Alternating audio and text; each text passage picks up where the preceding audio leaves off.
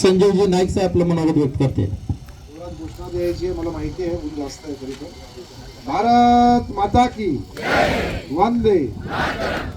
आज श्रमिक सेना युनियनच्या माध्यमातून खूप वर्षानंतर ही द्वार सभा या ठिकाणी होत आहे आणि ही द्वार सभा होण्याचं कारण आहे की या ठिकाणी जे आपले स्थायी कायमस्वरूपी जे 1, 2, 3, 4 अशा तिन्ही ग्रेडचे जे कर्मचारी प्रथमतः इथे युनियन स्थापन झाल्याचं मी जाहीर करतो. तसंच या प्रसंगी उपस्थित असलेले आमचे सहकारी म्हणजे या ठिकाणी या शहराचे महापौर म्हणून त्यांनी काम केलं आणि युनियनच्या माध्यमातून आम्हा सर्वांच्या बरोबर सहकार्य करतात. सागरजी नाईक आमचे दुसरे सहकारी आणि सभागृहाचे नेते रवींद्रजी थापे आमचे दुसरे सहकारी आणि या युनियनचे पदाधिकारी सूरजजी पाटील, या ठिकाणी चरणजी जाधव हे आपले संघटनेच्या अनुषंगानं जनरल सेक्रेटरीचं काम बघतायत. तसंच विजयजी साळे हे या विभागाच्या अनुषंगानं सर्व गोष्टींना हाताळण्याचं काम त्या ठिकाणी करतील. सुनील घरत साहेब हे माजी नगराध्यक्ष आहेत पनवेलचे आणि श्रमिक सेनेच्या पूर्वीच्या काळापासून ते त्या ठिकाणी काम बघतायत. या ठिकाणी उपस्थित असलेले NMMTचे किशोरजी पाटील, सतीशजी बोराटे, सिद्धार्थ कांबळे, दिलीप भोईर, दिलीप शिंदे, राजू पाटील, या ठिकाणी आपल्या इथल्या युनिटच्या पदाधिकाऱ्यांची आपण घोषणा करतोय. नवनिर्वाचित पदाधिकारी या संघटनेचे या युनिटचे अध्यक्ष राजू सिंग चव्हाण, सुनीलजी गावित, सुनील राठोड आणि उमा अगरवाडकर ह्या उपाध्यक्ष म्हणून यांची नियुक्ती होते. अभिजित वसावे, कृपाली कुमावत, अभिनव सोळंके, राकेश आंबेकर, महादेव गावडे हे सर्व सदस्य आहेत. यांचं मी सर्वांचं अभिनंदन करतो.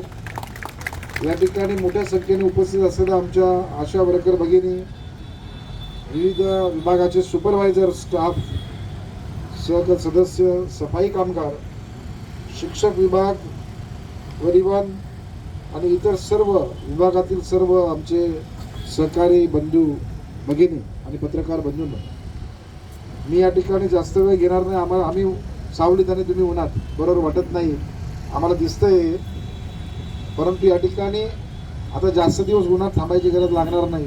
लवकरच आपल्या डोक्यावरती छत मिळेल असंच आता सागरजी नाईकांनी सांगितलेलं आहे. मला असं वाटतं की मला आठवतं की 1995ला जेव्हा या सभागृहामध्ये पहिल्यांदा मी नगरसेवक म्हणून झालो, त्याच्यानंतर महापौरपद झाल्यानंतर आमच्या लक्षात आलं की ही एकमेव महानगरपालिका आहे संपूर्ण भारतामध्ये जी ग्रामपंचायतमधून डायरेक्ट महानगरपालिका झालेल्याचं हे एकमेव उदाहरण आहे. त्याच्यामुळे झालं काय की ग्रामपंचायत, त्याच्यानंतर नगरपंचायत, नगरपालिका आणि मग महापालिका ही जी काही स्थित्यंतर आहेत ती काय आपली झाली नाही आणि त्याच्यामुळे अनेक गोष्टींना आपल्याला या ठिकाणी त्रास होतोय, जे आता सागर नाईकांनी सांगितलं. सुदैवानं की दुर्दैवानं मला माहीत नाही, परंतु प्रशासन काळाचं आणि या प्रशासन काळामध्ये जे अधिकारी वर्ग असतात, माझं कोणाच्या एकट्यावरती माझा आरोप नाही, परंतु या ठिकाणी अनेक वेळा अनेक आमच्या सदस्यांवरती, आज तुम्ही सदस्य झाले परंतु त्याच्या अगोदर सदस्य जरी नसले तरी आपण आमचे या महानगरपालिकेचे एक महत्त्वाचे दुवे आहेत आणि म्हणून तुमच्यावर अन्याय होता कामा नये. हे सातत्यानं या ठिकाणी विजय साळे असतील, या ठिकाणी सूरज असतील, या ठिकाणी चरण जाधव असतील, जेव्हा दादा आम्ही जेव्हा महापालिकेत जात होतो तर तुमचे सर्व प्रस्ताव यायचे की आम्ही अमुक कर्मचारी आहोत, आम्ही अमुक अधिकारी आहोत, आम्ही कायमस्वरूपी नाही आहोत, आम्ही कंत्राटीमध्ये आहोत, आमच्यावर अन्याय होतो.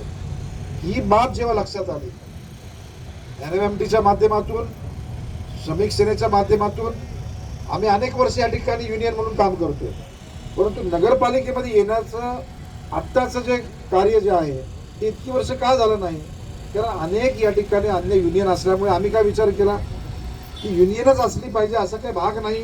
दुसऱ्याला मदत करून आपल्या लोकांचं काम होत असेल तर काही अडचण नाही. परंतु आता मागच्या या 3-4 वर्षामध्ये आमच्या काय लक्षात आलं कोरोनाच्या नंतर की अनेक लोकांवरती अन्याय होते, परंतु त्याचं नेतृत्व जे आहे ते योग्य पद्धतीनं होत नाही आहे. हे जेव्हा आमच्या लक्षात आलं तेव्हा आम्ही सर्वांनी निर्णय घेतला की या ठिकाणी श्रमिक सेनेची स्थापना करायची आणि त्या माध्यमातून आपल्या लोकांना न्याय देण्याचं काम आपण या ठिकाणी पूर्ण करायचं. आताच सागरजी नाईकांनी सांगितलं.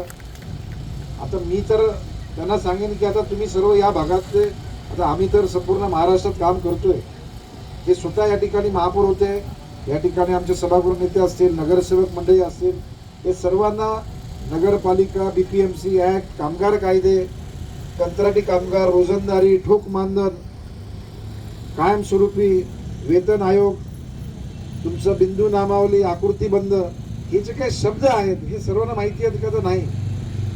बऱ्याच लोकांना हे काय असतं माहीत नाही. पगार येतोय ना, बस झालं. परंतु बिचारा आमच्या लोकांना माहीतच नाही. आणि म्हणून जे सागर नाईकांनी सांगितलं की आमचा ठराव आहे, यापुढे या महापालिकेमध्ये परमनंटच भरती व्हायला पाहिजे. आम्हाला कुठेही ठोक मानधन, कॉन्ट्रॅक्ट आम्हाला काय नाही पाहिजे. या ठिकाणी जेव्हा आम्ही शहरामध्ये कायमस्वरूपी काम करतोय तर आम्हाला या गोष्टी कायमस्वरूपीच असल्या पाहिजेत. आणि आमचं म्हणणं आहे की जर सर्वच लोकांना जी गोष्ट मिळत असेल तर आम्हाला का नको. आणि हीच भावना आता आम्हाला अनेक वेळा महापालिका काय सांगते, तुम्हीच शहर चालवणार, तुमचंच बजेट ठेवा, तुम्हीच पैसे ठरवा. आम्ही ठरवू ना.